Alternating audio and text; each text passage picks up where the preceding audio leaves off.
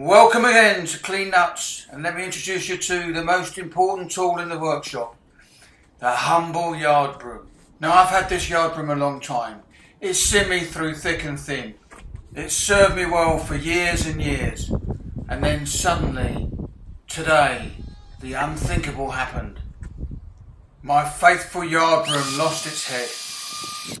But with some simple maintenance, the yard broom can sweep again.